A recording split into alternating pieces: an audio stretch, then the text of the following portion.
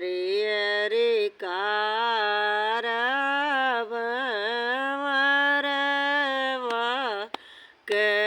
करिए तो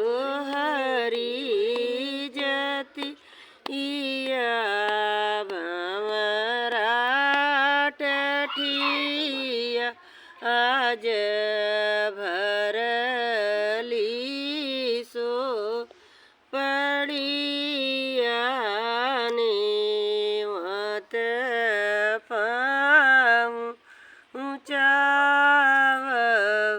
नेवत हरि गान परिगन सासुक नाई है मोर याऊर भंवरा एक जीनी ने वत वीरन भैया जीन से मयूरू उसल आयनी हरि गणप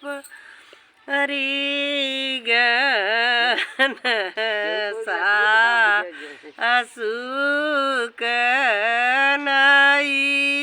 है रे मोर याऊर भंवरा एक जीनी नेवत वीरन भैया जीन से मई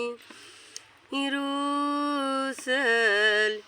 आयनी हरि गणप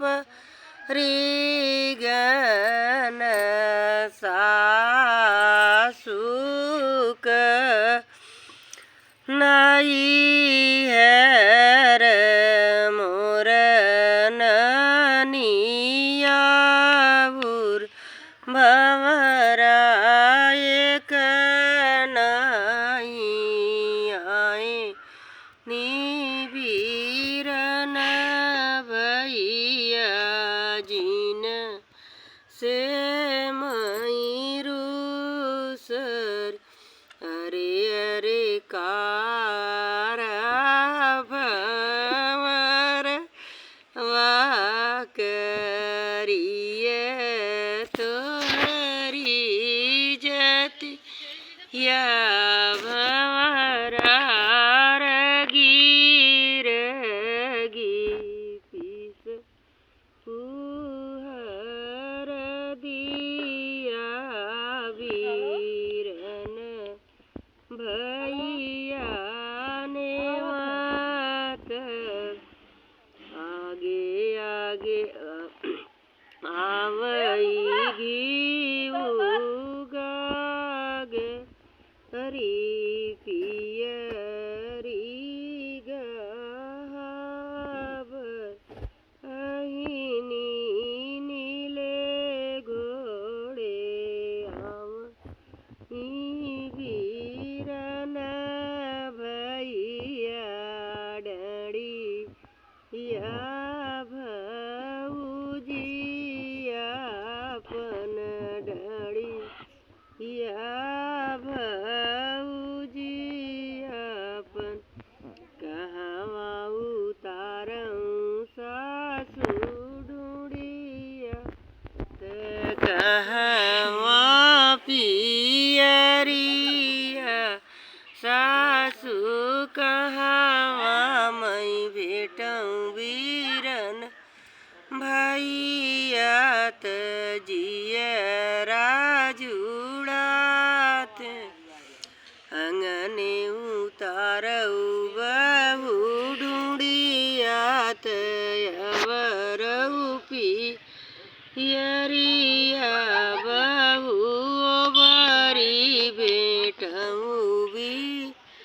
रनैया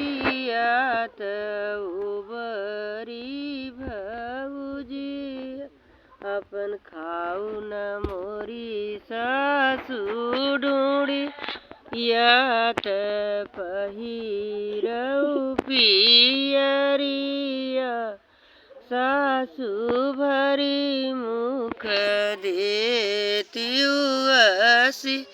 ईस बढ़ई मोरन नैहर अमवा की नैया बेटी बहू बहू रहुया मिलिया ये सच रऊ बहू दुबिया की नैया छई हिलातियु केवल ये सब है।